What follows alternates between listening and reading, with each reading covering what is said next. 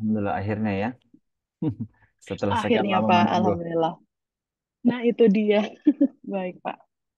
Baik, jadi pertama perkenalkan nama saya Syafruddin Salam. Saya asesor yang diutus BNSP untuk uji kompetensi skema konten kreator, betul ya? Betul, betul Pak Syafar. Dengan Mbak Tias Nastiti ya. Betul dengan Tias Pak. Baik, jadi metode yang saya gunakan untuk uji kompetensi kali ini ada dua, yakni metode observasi langsung dan metode wawancara. Yang dimana saya akan Baik. mempersilahkan nanti Mbak Tias untuk presentasi. Setelah itu saya akan menanyakan mungkin beberapa hal yang akan mendukung dari portofolio atau tugas yang dikerjakan oleh Mbak Tias. Sampai sini sudah jelas? Sudah jelas Baik. insya Allah Pak. Selanjutnya yang saya ingin sampaikan bahwa hasil dari ini nanti saya akan berikan kepada, saya serahkan kepada pihak LSP dan mereka akan memplenokan dan memutuskan apakah Mbak Tias itu berkompeten atau belum berkompeten di bidang konten kreator. Jika hasilnya insya Allah Mbak Tias dinyatakan berkompeten, maka Mbak Tias akan dinyatakan berkompeten dan akan diberikan sertifikat sesuai dengan skema yang diujikan, yakni skema konten kreator. Nah, namun ketika Mbak Baik. Tias belum berkompeten, nyatakan belum berkompeten, maka Mbak Tias memiliki hak banding. Apakah sebelumnya pernah mendengar namanya hak banding? Sudah pernah Pak minta diulang begitu ya Pak ya? Atau revisi mungkin ya? Baik, Tapi untuk hak ya. banding itu apabila seorang ACC dinyatakan belum berkompeten, maka dia bisa mengajukan banding dengan mengisi beberapa Oke. mengisi form dan diserahkan ke pihak LSP untuk diuji ulang atau ditinjau ulang kembali Oke, baik. seperti itu. Mudah-mudahan enggak ya. Amin, amin insya Allah. Nah, Baik. baik, mungkin setelah uji kom ini nanti saya akan berikan post test ya. Baik. Siap Pak Syafar. Oke, untuk mengefisienkan waktu, mari kita mulai. Saya persilahkan kepada Mbak Tias. Silahkan mulai presentasinya. Oke. Terkait dengan tugas yang sudah diberi ya Pak Iya, ya? Baik. Baik, terima kasih Pak Syafarudin atas waktunya. Perkenalkan nama saya Tias Nastiti, saya biasa dipanggil Tias. Bapak, background saya adalah dosen. Saya kebetulan mengajar di Desain Komunikasi Visual Universitas Internasional Semen Indonesia. Sekaligus saya juga memiliki beberapa usaha dan juga sebenarnya aktif juga menjadi konten kreator di beberapa platform. Berikut saya akan menyampaikan hasil dari tugas, yaitu ada dua tugas. Yang pertama adalah storyline dari uh, konten atau media, dan yang kedua adalah media video itu sendiri yang sudah ditugaskan. Saya izin untuk sharing. baik, silahkan. Sebentar, Pak. Hmm,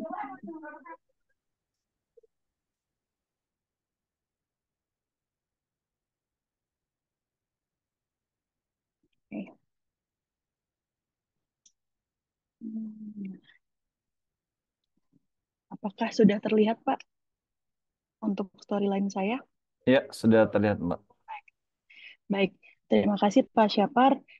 Berikut adalah tugas pertama saya, yaitu terkait dengan storyline konten, di mana di sini kami kemarin mendapatkan tugas untuk bisa membuat konsep konten yang akan nanti kami deliver atau kami eksekusi, di mana di sini kami harus menentukan kira-kira seperti apa gambaran atau angle dari video yang ingin dieksekusi, lalu seperti apa kira-kira copywriting atau informasi-informasi yang harus ada di dalamnya, termasuk juga kami di sini harus menyiapkan seperti apa kira-kira editing yang harus kami lakukan ketika nanti eksekusi. Sehingga harapannya kalau kita sudah punya storyline dari konten ini, maka ketika kita nanti para konten kreator menciptakan atau mengeksekusi video atau konten itu akan lebih mudah Pak dan akan lebih terarah. Secara waktu juga nanti akan lebih precise ya atau akan lebih efektif karena memang biasanya kami sudah memiliki brief terlebih dahulu untuk kemudian dideliver dalam bentuk konten. Berikut adalah detail dari konten yang akan dibuat, yaitu konten ini dilakukan untuk uji kompetensi sertifikasi konten kreator, di mana jenis kontennya adalah video, durasi yang diharapkan 3 menit, dan orientasinya adalah landscape. Kebetulan yang diminta waktu itu adalah terkait dengan video profil TUK atau tempat uji kompetensi, di mana di sini yaitu TUK dari yang saya ambil adalah mentorbox.id. Berikut adalah detail dari storyline kami. Kerelaan saya yang pertama, saya menggunakan konsep AIDA, Pak Syapar, yaitu Attention, Interest, Desire, dan Action dalam mendeliver video. Jadi di sini di 40 detik pertama, saya fungsikan video nanti sebagai attention grabber, di mana di sini akan saya menyampaikan problems atau permasalahan untuk bisa menarik perhatian dari audiens. Nah, di sini saya menggunakan artikel, kebetulan saya mengambil artikel tentang pengangguran, yang memang menjadi salah satu isu yang menarik di Indonesia, dan artikel ini saya konsep dalam bentuk artikel konten video, Pak. Jadi saya ambil konten-konten yang menarik terkait dengan pengangguran dan saya insert di awal sebagai attention grabber. Di sini saya juga menciptakan naskah atau skrip yang akan saya bacakan. Jadi nanti setelah di-deliver dengan konten tadi atau istilahnya artikel tentang pengangguran, lalu akan masuk ke dalam saya sendiri sebagai talentnya atau sebagai narasinya gitu ya, yang akan akhirnya akan membahas lebih lanjut terkait dengan masalah pengangguran. Di mana di sini saya mengambil point of view bahwa ternyata pengangguran ini dibentuk karena adanya kekurangan skill, Pak Syapar gitu ya, kekurangan skill yang memang ternyata sudah terlalu banyak lulusan-lulusan gitu ya, yang ternyata tidak memiliki soft skill yang sebenarnya diharapkan oleh perusahaan seperti itu. Di sini saya menggunakan angle yang cukup simple ya Pak, jadi normal eye. Jadi saya memang di sini menggunakan kamera handphone biasa yang saya taruh tepat di depan saya gitu ya, sehingga video nanti berbentuk close up langsung shoot ke arah saya sebagai talent. Seperti itu. Di sini saya juga menyampaikan bahwa video nanti ini akan menggunakan background instrumen yang simple, tujuannya agar supaya nanti ketika video ini diputar akan memberikan kesan yang lebih rileks begitu, dan juga kesan yang informatifnya lebih didapatkan gitu. Jadi instrumennya juga dibuat tidak terlalu lebih besar dibandingkan dengan suara talent. Kemudian di poin kedua, Pak Syapar, di 30 detik berikutnya, saya menggunakan konsep interest, di mana di sini saya mencoba untuk menunjukkan kira-kira apa sih yang dibutuhkan sebagai seorang fresh graduate atau pencari kerja dari segi pandang atau dari sudut pandang perusahaan. Nah, di sini saya menyampaikan bahwa memang perlunya skill tambahan dan sertifikasi. Nah, oleh karena itu kita sudah mulai masuk bahwa ternyata akan ada suatu konsep yang namanya sertifikasi BNSP seperti itu, di mana di sini yang bisa kita kenalkan adalah TUK atau tempat uji kompetensi.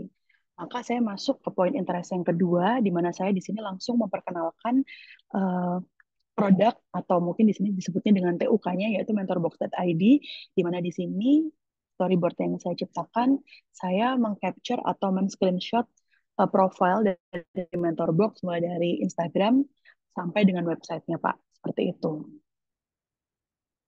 Lalu lanjut Pak, di tahap berikutnya, tahap desire, di sini saya menggunakan konsep menarik minat ya, atau membuat orang mulai berpikir untuk tertarik dengan cara menyampaikan beberapa promo yang dimiliki oleh TUK.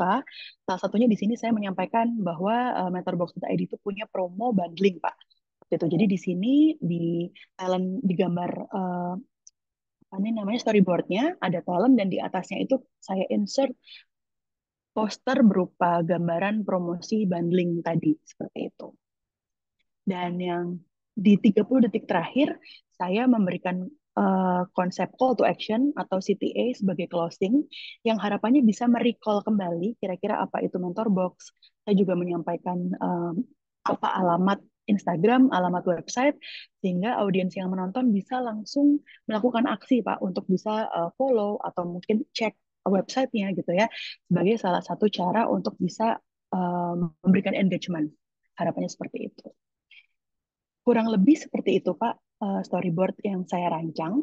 Dan storyboard ini dirancang untuk satu video dengan durasi 3 menit.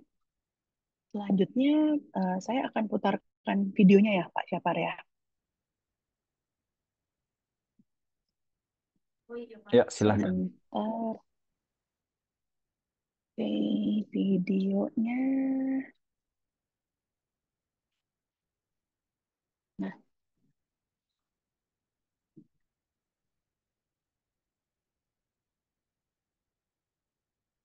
Suaranya sepertinya belum saya.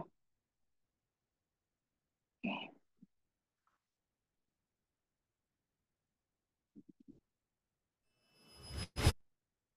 Apakah bisa didengar Pak tadi? Sebentar ya.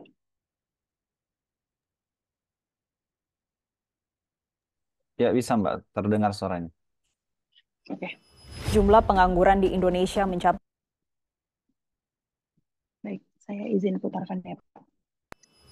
Jumlah pengangguran di Indonesia mencapai 7,86 juta orang di bulan Agustus 2023. Jumlah pengangguran ini turun 560 ribu dari Agustus tahun lalu, namun lebih tinggi dari periode sebelum pandemi yaitu Agustus. Nggak jalan ya Pak ya. Sebentar ya, saya. Jumlah pengangguran di Indonesia mencapai 7,86 juta orang di bulan Agustus 2023. Jumlah pengangguran ini turun 560 ribu dari Agustus tahun lalu, namun lebih tinggi dari periode sebelum pandemi yaitu Agustus 2019. Dari total angkatan kerja sebanyak 100... Maaf Pak, videonya nggak jalan ya Pak ya? Di layar Pak Syaparudin. Jalan, jalan, jalan. Aman Mbak. Aman ya? Oh, oke, kode Aman, saya nggak aman. jalan. Baik, saya lanjut. 47 orang, hampir 140 jutanya telah bekerja, sementara jumlah pengangguran sebesar 7,86 juta orang. Jumlah pengangguran ini setara dengan 5,32% tingkat pengangguran terbuka. Menghadapi pengangguran, harus gimana? Hai, perkenalkan nama aku Tias Nastiti. Aku adalah dosen sekaligus konten kreator yang bakal bagi tips-tips seru buat kamu. Nah, ngomongin berita tadi, ternyata bener loh zaman sekarang kita nggak bisa cuma ngandelin skill akademik aja. Banyak banget perusahaan dan juga BUMN yang sekarang ini mencari calon pekerja yang punya skill tambahan yang bisa kasih benefit ke perusahaan mereka. Contohnya kayak gimana tuh? Contohnya kayak calon pekerja yang punya kemampuan digital marketing atau mungkin calon pekerja yang punya kemampuan jadi content creator. Jadi mereka bisa ngasih benefit nih yang lebih untuk perusahaan. Nah, terus kudu gimana dong sebagai para calon pencari kerja atau fresh graduates? Pasti pada bingung. Tenang dulu. Yang harus kamu lakukan adalah cari skill tambahan dan sertifikasi yang bisa menambah keunggulan kamu. Nih, aku mau kenalin yang namanya mentorbox.id. Jadi, mentorbox.id adalah sebuah tempat uji kompetensi yang menyediakan fasilitas pelatihan dan sertifikasi yang bisa nambah skill kamu. Nah, ada pilihan sertifikasi apa aja di mentorbox.id?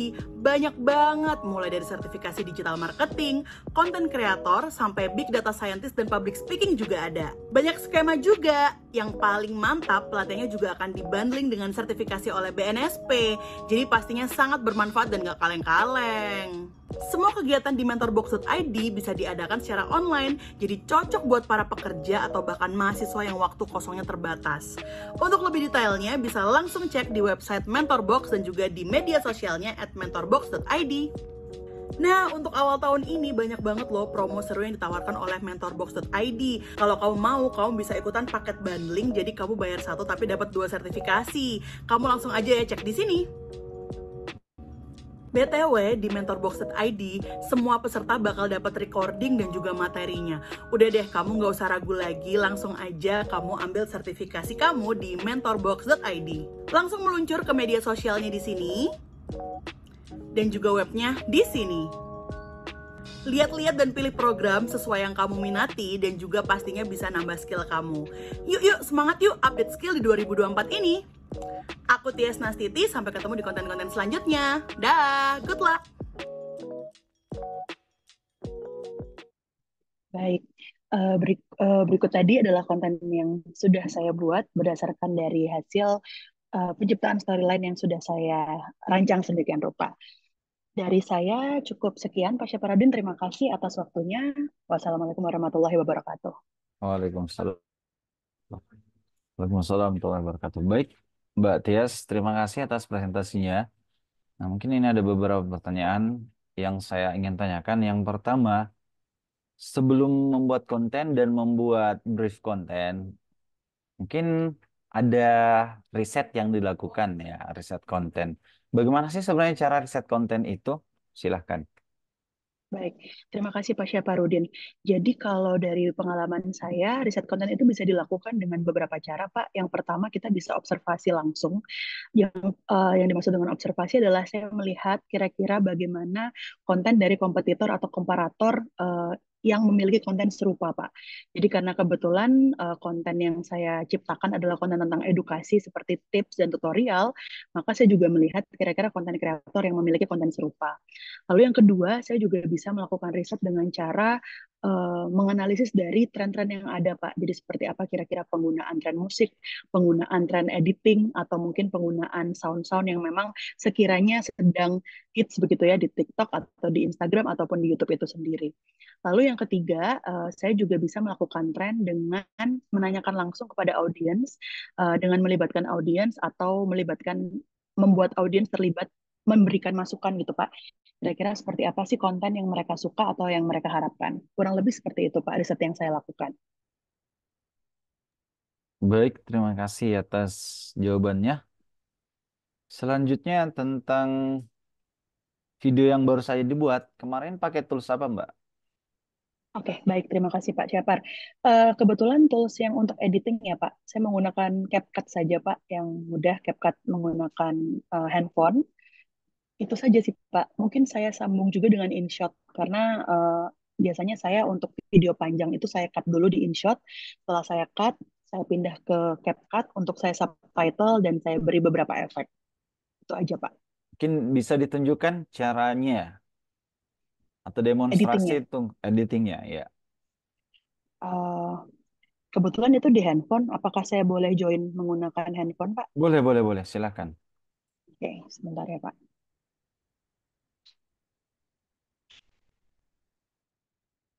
Wah, kayaknya videonya udah tidak ada di handphone, Pak. Atau saya tunjukkan video yang ada saja, boleh, Pak? Yang lain? Iya, saya cuman mau teknik penggunaan toolsnya. Oke, baik. Sebentar Ya, ya, Pak. Saya izin join dari handphone. silakan.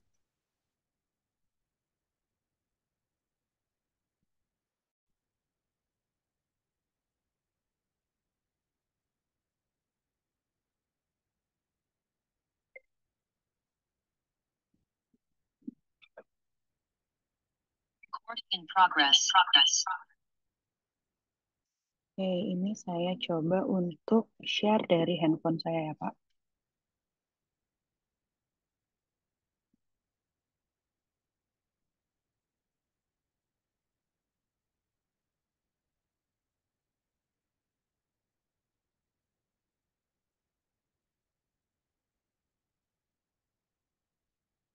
Nah, jadi ini aplikasi yang eh, saya pakai, Pak. Sebenarnya kalau di CapCut itu cukup mudah ya, Pak. Jadi karena banyak sekali template. Cuman memang kalau untuk konten-konten, saya banyak menggunakan eh, CapCut untuk menambah, misalnya seperti ini, Pak. Ini adalah subtitle. Tadi juga di video yang tadi saya juga memberikan subtitle. Jadi kalau penggunaannya biasanya saya memasukkan video, potongan-potongan video. Nah, ini misalnya saya kebetulan kemarin barusan juga membuat konten tentang review restoran seperti itu. Cara memasukkan video itu bisa menggunakan tanda plus yang di sini, Pak. Nah, ini kemudian kita bisa masukkan konten-konten yang mau kita masukkan, bisa kita langsung pilih juga secara bersamaan seperti ini. Nah, kemudian ini contoh ya Pak, jika sudah ada di dalam sini, maka nanti dia sudah bisa diatur seperti ini. Tahu nggak, ternyata pilihan rasa es krim itu menggambarkan kepribadian loh. Kalau kamu suka vanilla, artinya kamu tuh orang Nah, ini kebetulan videonya sudah saya beri voice over, Pak. Jadi kalau misalnya kita mau memberikan voice over, kita bisa masuk ke audio, seperti video tadi saya juga memberikan voice over, kita bisa langsung klik voice over dan kita bisa langsung record di sini. Jadi sangat-sangat mudah, Pak, kalau pakai CapCut. Nah, ketika sudah dikasih voice over, misalnya kita mau memberikan subtitle, ini juga sudah sangat otomatis. Jadi kita bisa langsung ke teks, lalu kita di sini bisa tekan auto caption, ini bisa kita generate dan maka dia akan langsung menyalakan caption. Cuman memang sedikit kelemahan dari CapCut, caption ini tuh kadang-kadang tidak mengcapture omongan secara benar ya Pak. Jadi kita harus benerin manually Pak seperti ini. Jadi misalnya kalau ada kata-kata yang salah, ini bisa kita langsung benerin secara manual. Nah, ini caption secara teks ini juga bisa diedit, Pak. Banyak sekali pilihan templates, font, styles, efek, dan animasinya. Seperti itu. Lalu ketika masuk ke editing video, seperti tadi misalnya memberikan kayak sound effect, itu bisa kita kasih tambah di sini Pak, di audio. Nah, di audio ini ada banyak sound effect yang bisa kita masukkan. Ini bisa kita pilih sound effect, ini sudah ada banyak sekali tren-tren yang bisa kita pakai. Kayak ini misalnya. Lalu ada efek tertawa, dan lain sebagainya. Mohon maaf. Nah, seperti itu Pak kurang lebih. Yang lainnya ini adalah efek apa ya ini? Pergantian ya Pak, transisi ini kita juga bisa pilih Pak. Macam-macam sesuai dengan kebutuhan Aku tuh kita. orang yang expert. Seperti itu. Kurang lebih itu Pak cara saya dalam mengedit video, setelah itu tinggal diekspor dengan 1080 pixel supaya lebih HD, high definition. Kurang lebih seperti itu Pak Syafar. Baik, terima kasih atas presentasinya dan jawabannya. Saya rasa cukup ya Mbak Tias ya. Jadi nggak usah deg-degan lagi nih. Baik Pak. Saya sedih soalnya kok ketinggalan terus, makanya ini stres juga. Di Alhamdulillah tadi kampus mana dibantu Mbak? sama adminnya dan Pak Syafarudin. Saya kebetulan di UISI Pak, Universitas Internasional Semen Indonesia di Gresik. Oh, Gersik. Baik. Di Gresik, iya. Pak Syafarudin berarti di Jogja ya nih Pak ya? Saya di Oh Makassar bukan Mbak. ya? Oh ini yang Mentorbox semua di Makassar ya Pak? Iya, Oh siap-siap. TUK-nya di Jadi Makassar. LSP-nya. Oh TUK-nya di Makassar. Baik-baik. Terima kasih banyak ya Pak Oke, Syafarudin. baik, Semoga sama-sama hasilnya Mbak. baik. Sehat selalu dan terus berkreasi ya Mbak. Siap. Terima kasih Pak Syafarudin. Ya, Ini saya Mbak. sudah boleh live atau gimana? Silakan, sudah boleh live. Baik. Terima kasih. Assalamualaikum warahmatullahi wabarakatuh. Waalaikumsalam.